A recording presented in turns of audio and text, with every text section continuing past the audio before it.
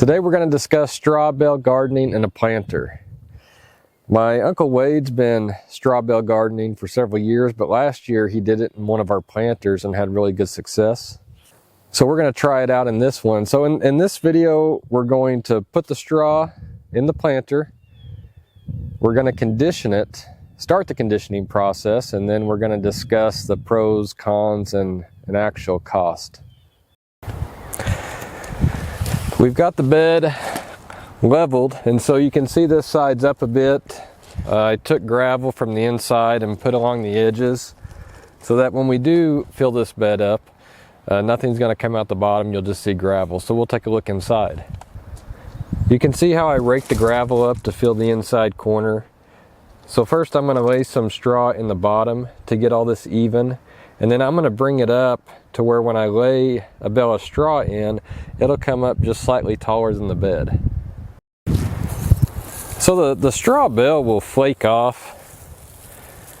It'll come off in flakes, and so I'll kind of choose the flake size that I want to get the depth that I want.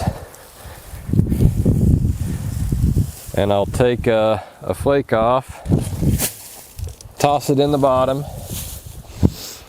and I'll keep working my way down to kind of fill that valley in that I created by moving the gravel to the inside corners.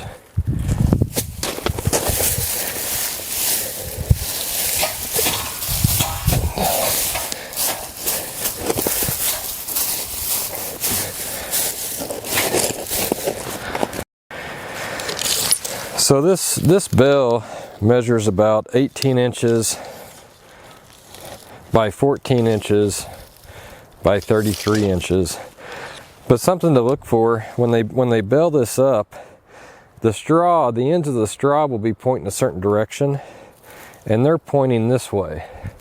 And so I want those ends of the straw to be running like this in the bed. And so I'm going to set these in the 14-inch way. And so when I laid my bed of straw down here, I left about 14 inches, actually a little less because it's going to compress some. So now I can take a bale without cutting the strings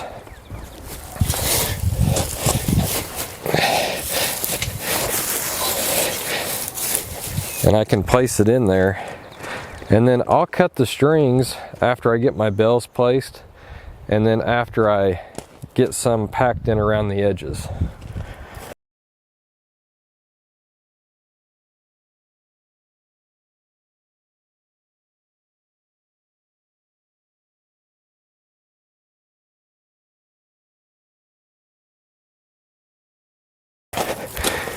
Now I'm going to take some more flakes off and fill in around the sides.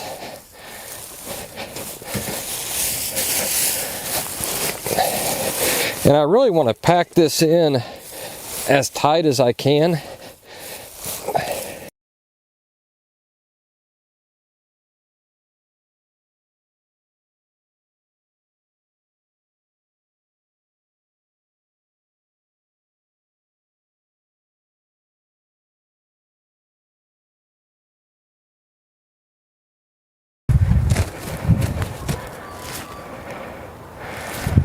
You know, my knife was on one of those.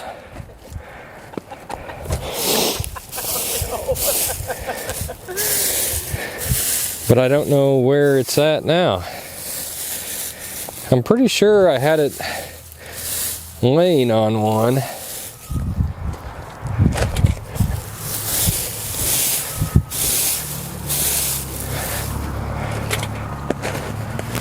Oh no, it's in my pocket. Now I'm going to go through and I'll cut the strings and pull the strings out.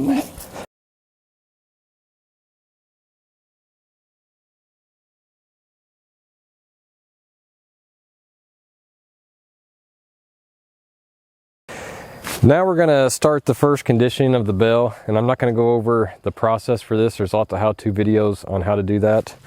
I'm using liquid fertilize. So we've got this an injector hooked into the garden hose. And so I'm giving it a a really good dose of fertilize, primarily nitrogen. And this is going to kind of kick off the process, and we're going to do this several more times over the next 10 to 14 days. And we'll keep track of the bale's temperature and how it rises. And I actually took a photo of this information a few years ago when I tested doing this same process in the greenhouse with just a single straw of bale. We're on day 3 of this project, and right now we're at 105 degrees internal temperature of the straw bales. We're gonna speak about the cost. We're gonna talk about the conditioning temperatures. This is the temperatures I wrote down from a couple years back. And we'll talk about the pros and the cons that are obvious, and some aren't as obvious. So this straw bale planter, I'm calling it the straw bale planter because we have straw in there, but you can most people put soil in these. We were able to fit 6 straw bales in it, and they're packed in tight. This is a 42 by 84 inch by 18-inch tall planter, which is 3.5 by 7 by 1.5 foot tall. That's 36.75 cubic feet. We fit 6 straw bales in here. Each straw bale was $11.28. Total price of $67.68 for our growing medium in here, which came out to a cubic foot price of $1.84. So this is a very inexpensive way to fill your bed. As we go through and condition this, these temperatures I wrote down from a few years back, and we can see these are the days and these are the temperatures.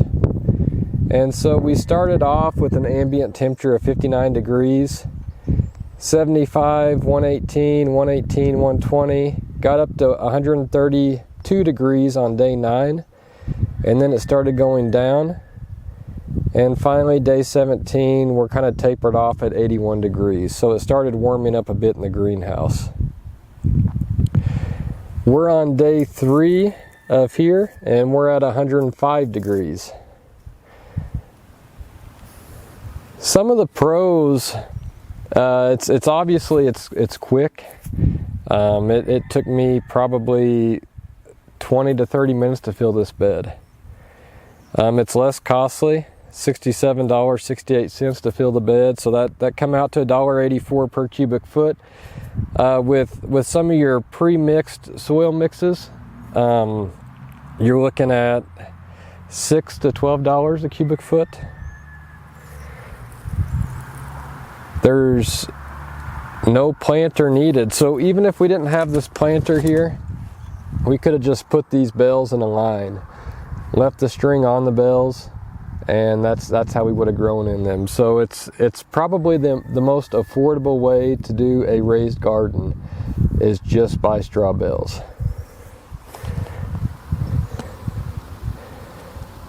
Some of the cons. There's going to be a lot more compaction. So we'll come back to this at the end of the season and see what we have in the beginning of next season. I would say this is going to be compacted in half. Stores less water, and I'll just look at number 4 too here, stores less nutrients. Compared to a nice soil mix, a good soil mix, every cubic foot of soil will store about a gallon of water. I've not done weights on these to see what they store, but it is a lot less. So you're going to be watering more frequent. You're going to be adding nutrients more often than you would with a soil mix. You have less planting options with these, and so you're not going to grow, let's say asparagus. You're not going to plant asparagus in here. Because once asparagus starts, you keep it in the same bed, and with the compaction we're going to get in this, we're going to be adding every year more straw to this bed. And though our price will be down, we'll continue to add it every single year. And you're not going to be putting perennials in here. So you'll be planting like tomatoes. We're going to have tomatoes, peppers. We could put some lettuce in here, but things that come back every year, you're not going to do that because of the compaction. So if you understand how the straw is going to work for you, you're going to have to water more often. You're going to have to add nutrients. Understand what you should and shouldn't grow in the straw. Then you'll have a good season with the straw. And I keep saying straw and not hay because straw, this is wheat straw. And so like the grain or the seeds aren't in this. It's just the straw, just the structure of the plant. If you get hay, like if you have a farmer that lives by you and says, hey, I've got some square bales of alfalfa, and he may sell those to you at a really reasonable price, you're going to grow a lot of grass. You're going to grow alfalfa. So you want to stick with straw. It's been 6 weeks since we last recorded. We kept conditioning for 2 more weeks, and then we planted some tomatoes and pepper plants in here. They've been growing okay. The tomatoes that we planted in the soil beds have grown better, but my uncle did say that these take a little bit longer for their roots to get established, but they're still looking pretty good. We have they're flowering, and we have a few small tomatoes on them right now. I've noticed about 1.5 inches of compaction so far in the past 6 weeks, and so we'll keep an eye on that, and we'll come back and look at this in several more weeks, and then again at the end of the season to see what the compaction was like. I am continuing to fertilize this occasionally, and I'm watering. If we don't get any water, I'm watering this about every other day. So it's been working out fine so far. I hope this gave you some ideas, and we'll see you next time.